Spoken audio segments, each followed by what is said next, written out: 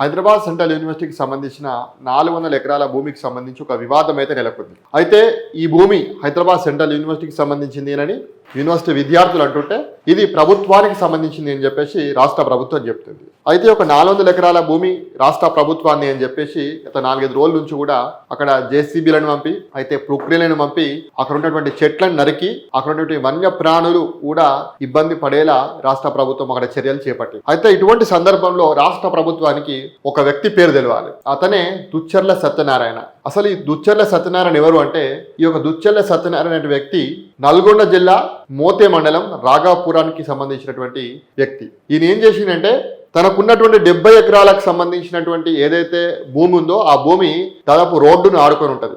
ఆ భూమిలో దాదాపు ఒక 70 ఎకరాలకు సంబంధించి మొత్తం చెట్లను పెంచి ఒక చిట్టడవి లెక్క తయారు చేసిండు. ఆ అడవిలో అనేక వన్యప్రాణులు మూగజీవులు కూడా నివసిస్తున్నాయి. ఒకసారి ఆయన వ్యక్తి గురించి కూడా చూద్దాం. దుచ్చర్ల సత్యనారాయణ, రాఘాపూర్, మోతే మండలం, సూర్యాపేట జిల్లా, తెలంగాణ.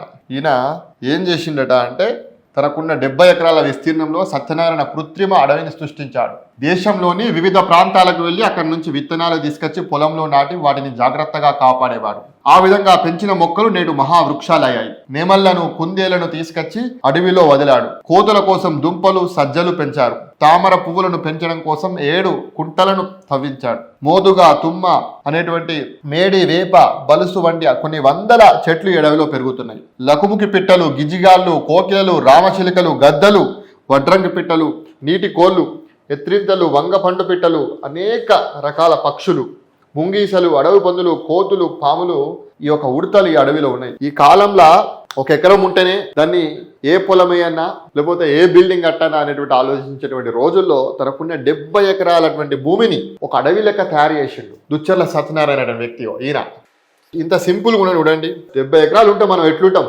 దాన్ని ఏ డెవలప్మెంట్కి అన్నా, ఏ కంపెనీకి అన్నా, ఎన్ని ఎకరాలు వండించన్నా, ఎన్ని బిల్డింగ్లు కట్టన్నా, ఎన్ని అపార్ట్మెంట్లు కట్టన్నా అనేటువంటి విధంగా చూస్తాం. నల్గొండ జిల్లా ఏం తక్కువ లేదు. సూర్యాపేట అంటే కొన్ని కోట్ల విలువైనటువంటి భూమిని ఒక అడవి లెక్క మార్చినటువంటి వ్యక్తి దుచ్చర్ల సత్యనారాయణ.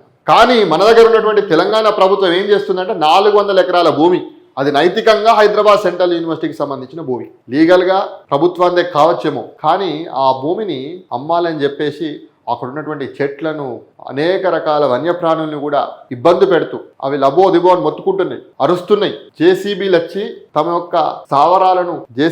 తమ స్థావరాలను చెట్లను కూలగొడతా ఉంటే, తీసేస్తా ఉంటే, కొట్టేస్తుంటే నెమళ్ళు, కుందేళ్లు, జింకలు, అక్కడ ఉన్నటువంటి అనేక వన్యప్రాణులు చాలా మొత్తుకుంటున్నాయి ఒక రకంగా చెప్పాలంటే. కానీ రాష్ట్ర ప్రభుత్వం ఏం చెప్తాయంటే అక్కడ ఏం వన్యప్రాణులు లేవు, కొన్ని గుంట నక్కలు ఉన్నాయి, ఆ గుంట నక్కలే ఇదంతా చేస్తున్నాయి అని చెప్పి చెప్తుంటాయి. ఇంకొకరు అంటారు హైదరాబాద్ సెంట్రల్ యూనివర్సిటీలో ఉన్నటువంటి విద్యార్థులు బీఆర్ఎస్కో బీజేపీకో ఏజెంట్గా మారి అక్కడ ఇలాంటి ఉద్యమం చేస్తున్నారు, అనేక విద్యార్థులను రెచ్చగొడుతున్నారు అని చెప్పేసి ఇంకా మాట్లాడతారు. రాహుల్ గాంధీ వచ్చినప్పుడు మీకు గనవలేదా మరి బీఆర్ఎస్ ఏజెంట్లు, బీజేపీ ఏజెంట్లు? రోహిత్ వేముల కోసం కొట్లాడినప్పుడు గనవలేదా బీఆర్ఎస్ ఏజెంట్లు, బీజేపీ ఏజెంట్లు? కాంగ్రెస్ పార్టీని అధికారంలో తీసుకొచ్చినప్పుడు గుర్తు రాలేదా బీఆర్ఎస్ పార్టీ ఏజెంట్లు, బీజేపీ ఏజెంట్లు అని చెప్పేసి హైదరాబాద్ సెంట్రల్ యూనివర్సిటీ విద్యార్థులు? హైదరాబాద్ సెంట్రల్ యూనివర్సిటీ విద్యార్థి మీద లాఠీ దెబ్బలు పడుతున్నాయి. ఒక్కొక్క లాఠీ దెబ్బ 1,00,000 కోట్లతో మీకు సమానం. ఒక్కొక్క విద్యార్థి రేపు పొద్దున తెలంగాణ మొత్తం అంతా తిరిగి కూడా మీ పార్టీని, మీ కాంగ్రెస్ పార్టీని భూస్థాపితం చేయడానికి తిరుగుతారు.